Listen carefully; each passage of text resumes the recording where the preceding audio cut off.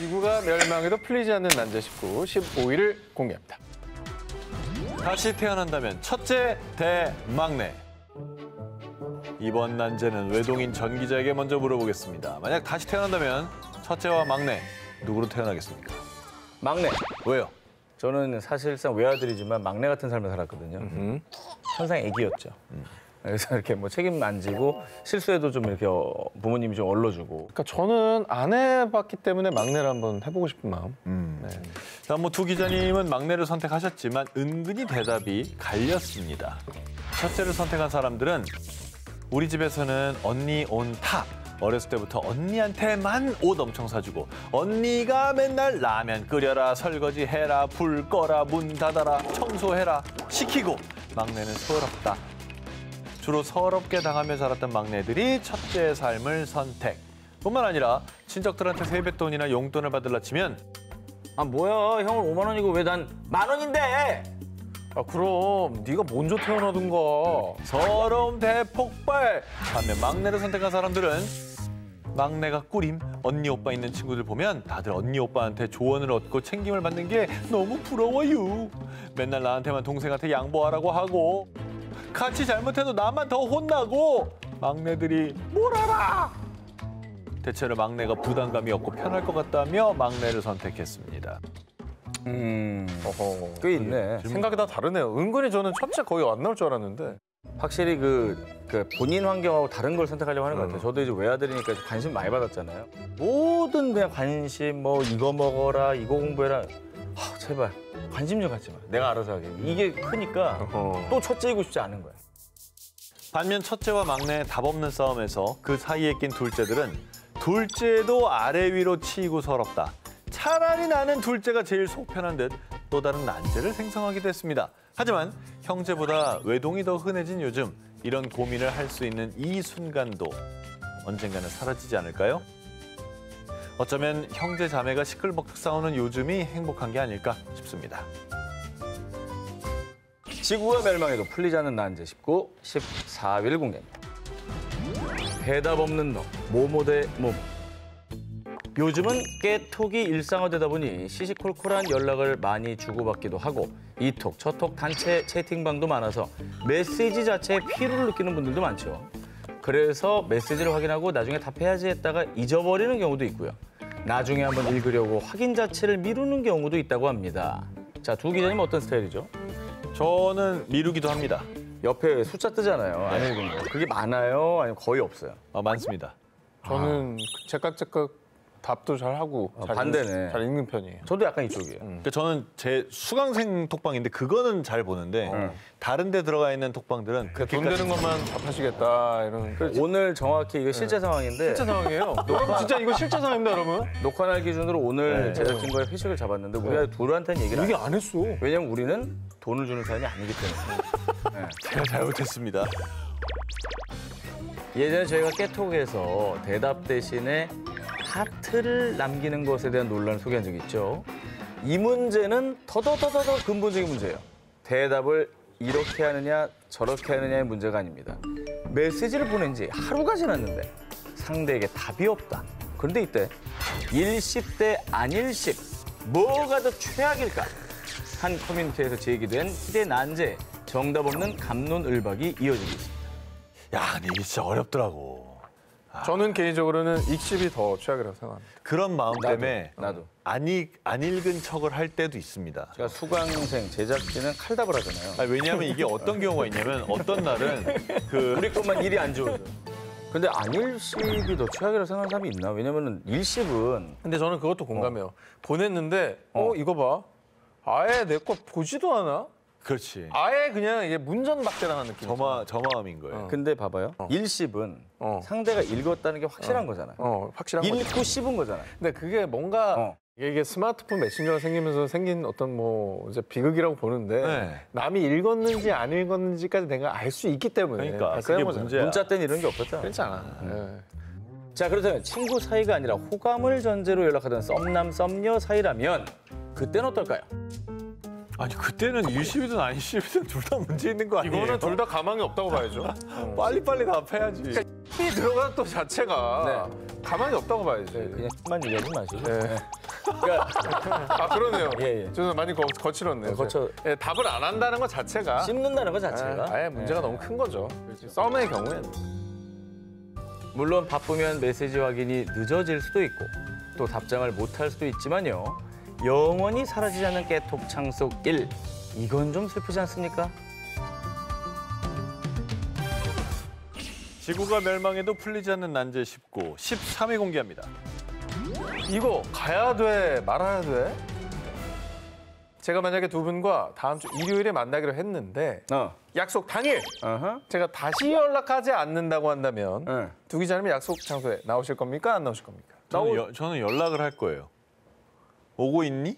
아니 물론 일반적인 상황에서 미리 확인해 보겠지. 근데 이제 그런 걸 안 했다고 친다면 안 했어도 나가요. 그냥 나가요. 네. 자, 그래 두 기자님은 모두 간다고 이제 해주셨는데 네. 일주일 후에 만나기로 했어요. 어. 근데 당일에 연락이 없을 경우에 약속 장소에 간다 대 약속 장소에 안 간다. 요 문제로 온라인에선 뜨거운 논쟁이 일었습니다. 이게 왜 문제야? 자, 먼저 약속 장소에 간다라는 입장은요. 약속했다는 게 중요하다. 만나기로 했으니까 시간 맞춰 기다리면 되는 거 아니야? 라면서 이 약속에 대한 의미를 강조했는데요. 약속 장소에 간다라는 입장은요. 약속했다는 게 중요하다. 만나기로 했으니까 시간 맞춰 기다리면 되는 거 아니야? 라면서 이 약속에 대한 의미를 강조했는데요. 반면 약속 장소에 안 간다라는 입장은 난 연락 없길래 잊었거나 취소된 줄 알았지. 일주일이나 지났는데 당일에 다시 연락 정도 해주는 게 예의 아니야? 이런 반응을 보였습니다. 아, 네가 하지. 예, 반대로 저렇다면 자기가 연락을 하면 되죠. 네. 근데 20대 친구들한테 물어봤더니 그 얘기를 하더라고요. 우리가 20대 때는 카톡이니 핸드폰이니 없었어요. 그러니까 당연히 약속을 잡았으면 그냥 연락이 없어도 가는 게 당연한 거. 그래. 연락이 그렇게 잘 되던 시대가 아니었으니까. 일요일 저녁 독수리 약국 앞에 뭐 이렇게 뭐 약속 그러면 그냥 잡았잖아. 가는 건데 독수리 잡아. 요즘 세대들은 이게 언제든지 손에 핸드폰이 있는 세대잖아요. 그러니까 당연히 연락을 한다고 생각을 하더라고요. 아 그렇게 생각할 수도 있겠다. 연락이 너무 편해지니까. 너무 편해졌기 때문에. 오늘도 연락 안 했으면 그냥 안 보는 거구나. 옛날에 그제 하염없이 기다린 적도 있지. 아, 그럼. 나는 그건 어때요? 토요일 날 뭐 저녁쯤에 보기로 했어. 장소 안 정했어.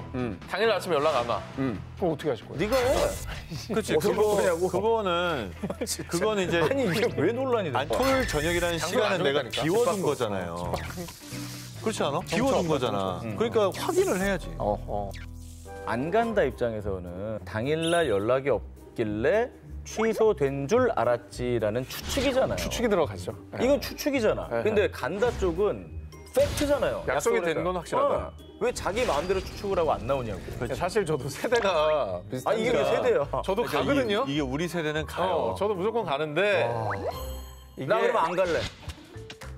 MZ니까. 그러니까 이래서 어떤 문제가 MG. 있냐면 네. 안 나온 사람이 있으면 나온 사람이 안 나온 사람한테 약속했는데 왜 안 와 하고 화내는 거고 안 나온 사람은 야 연락 없으니까 깨진 줄 알았지. 추측이잖아. 그러니까 전 기자는 어쩔 수 없이 우리 세대야 자꾸 절로 붙지 마. 나 안 가요. 아유 참. 난 취소된 줄 알았지. 아유 참 정말. 약속을 나가야 하는지 말아야 하는지 약속 성사의 유무를 다투는 일생일대 난제. 누구는 약속이 성사된 줄 알고 누구는 약속이 불발됐다고 생각하는 이 아일랜드. 미리 확실하게 약속을 정했다고 생각하는 확신파가 있다면 다 정했어도 당일까지 한 번 더 확인을 해야 된다는 재확신파. 이 포인트가 다른 데서 확신이 생기면서 발생한 난제 같은데요. 이거 뭐 괜히 헷갈려하지 말고 그냥 나갈까 말까 고민되면 물어보면 됩니다. 야 우리 오늘 보는 거 맞지? 이거 하나면 돼요. 그럼 당연하지. 나 가고 있어. 이렇게 답이 오면 끝나는 거니까. 이게 논쟁을 이렇게 논쟁할 게 없나 싶을 정도로 난 이해가 좀 안 되네. 구체적인 일정 다 잡고 당일에만 연락 없을 때는 약속 성사일까요? 아니면 취소일까요? 이거 좀 누가 답을 하시면 정해 주십시오. 지구가 멸망해도 풀리지 않는 난제 19, 12위를 공개합니다. 친구 애인의 모모, 말한다, 안 한다. 이번에 고민해볼 난제, 이거 정말 눈물 없이는 못 들을 사연입니다. 백화점에 갔다가 남자친구를 봤어요. 친구 커플이 다정하게 데이트 중인 것 같아서 인사하려고 다가갔더니 글쎄 손잡고 있는 여자가 제 친구가 아닌 거예요. 아이고. 친구랑 굉장히 친한 사이인데 이걸 친구에게 얘기해야 할까요? 말아야 할까요? 우연히 알게 된 친구 연인의 바람, 친구에게 얘기한다. 얘기하지 않는다. 두 기자님은 어떤 선택을 하시겠습니까? 아, 이건 진짜 어렵습니다. 저라면은 서로의 이해관계가 다르기 때문에 굳이 남의 연애 사이에 껴서 말을 전달하지 않을 것 같습니다. 왜냐하면 제가 본 게 뭔가 잘못된 걸 일만의 가능성도 있다. 손을 잡고 있는데 뭘 잘못 봅니까? 예? 손을 잡고 있는데. 아니 뭐 팩트예요, 그럴 팩트. 수도 있으니까.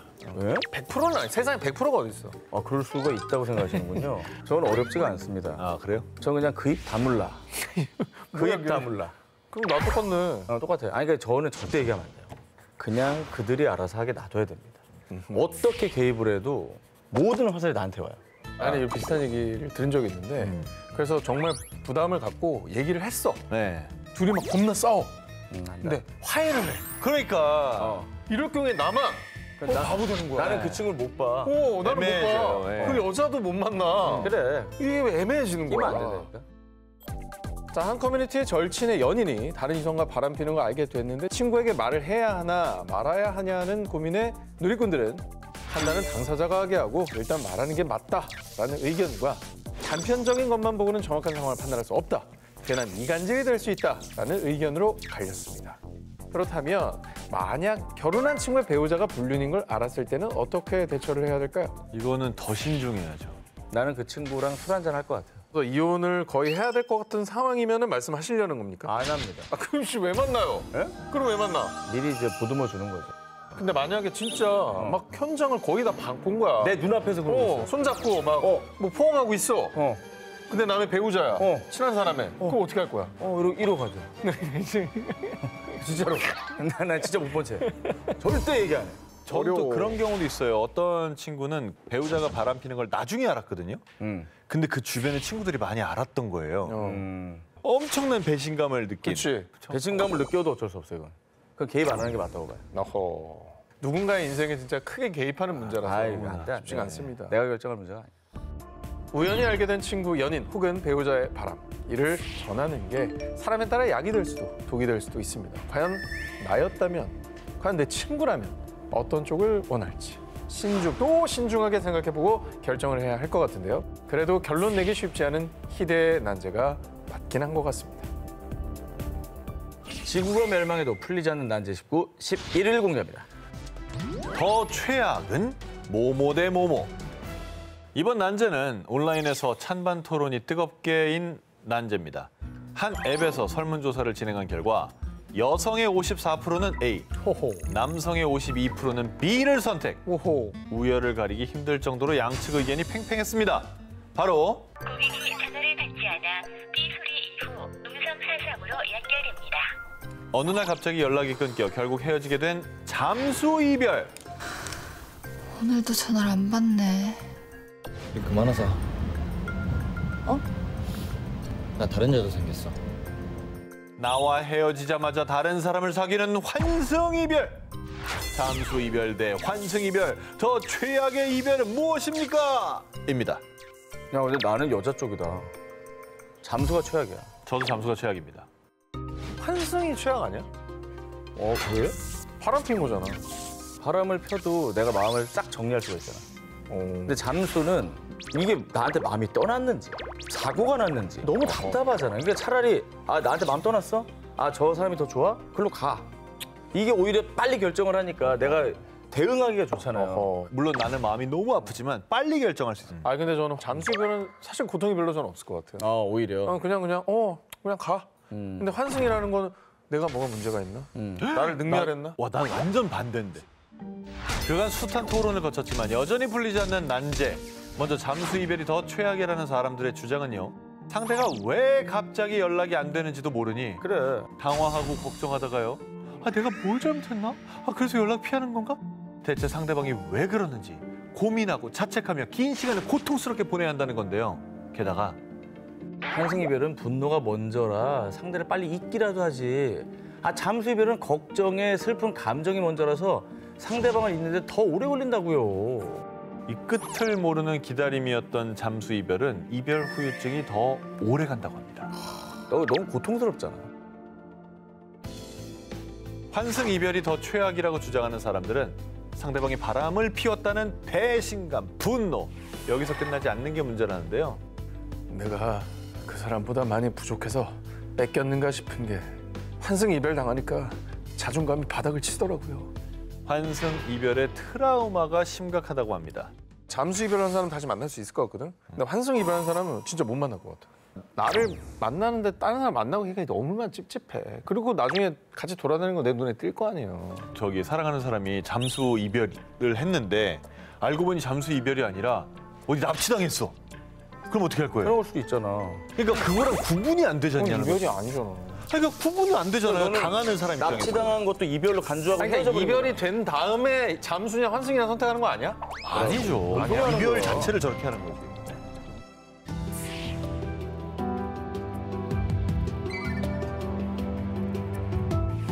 지구가 멸망해도 풀리지 않는 난제 19 9위를 공개합니다. 내 거 아닌 내 거 같은 너, 썸의 정의. 사귀기 전에 서로를 호감을 두고 알아가는 단계를 내 거인 듯 내 거 아닌 내 거 같은 너, 썸이라고 하죠. 자, 이번에는 지구가 멸망해도 풀리지 않는 난제, 뭔가 애매한 관계, 썸에 대한 사연을 먼저 소개해드리겠습니다. 매일 아침부터 연락 주고받고 가끔 데이트하던 사람이 있었어요. 근데 어느 날 갑자기 연락이 뚝 끊긴 거예요. 그래서 왜 연락이 없냐, 우리 썸 아니었냐 했더니 좋아한다고 한 적도 없고 손도 안 잡았는데 무슨 썸이야. 자기는 그저 알아보는 관계였어. 저는 매일 연락하고 데이트도 하니까 당연히 썸이라고 생각했거든요. 여러분, 이거 썸 아니에요? 사귀는 사이는 아니고 그렇다고 호감이 없는 사이도 아닌 애매한 관계인 썸. 자, 그러면 두 기자님, 어느 시점부터가 썸이라고 생각하시나요? 야, 저는 그런 것 같아요. 그냥 아침에 일어나서 일과 물어보고 공유하는 사이. 그러면 저는 썸인 것 같아요. 저는 사실 제가 연애할 때는 저런 게 없었어요. 썸이 없었다고요? 네. 진짜로. 이거는 유사일에 소리야. 있어 왔어. 표현만 다른 거지. 썸이란 말만 없었지 왜 없어요? 있었지. 애매하게. 모른 척 할 거야. 저는 개인적으로는 약간의 스킨십. 그 약간의 스킨십이 기준이 뭡니까? 뽀뽀부터 썸이다. 그거는 방송에선 얘기할 수 없을 것 같습니다. 그 방송에서 얘기할 수 없는 아니, 없는 수준이 아니, 약간의 스킨십이야? 아니. 도대체 극한의 스킨십은 뭐야? 어디까지 간다는 거야? 항상 이상해. 사귀는 사이는 아니고 사귀기 위해 알아가는 단계라는 게 썸의 전제죠. 그런데 친구랑 얘기하는데 요즘 썸을 여러 명이랑 타고 있다는 거예요. 아니 썸을 여러 명이랑 탄다고? 썸은 한 명이랑만 타야지 라고 했더니 아니 사귀는 것도 아닌데 결혼한 것도 아닌데 왜? 라고 해서 완전 충격이었어요. 썸은 한 명이랑만 타는 거 아닌가요? 제가 유교보인 건가요? 썸은 한 사람과 타야 한다. 아니다. 여러 명 알아봐도 된다.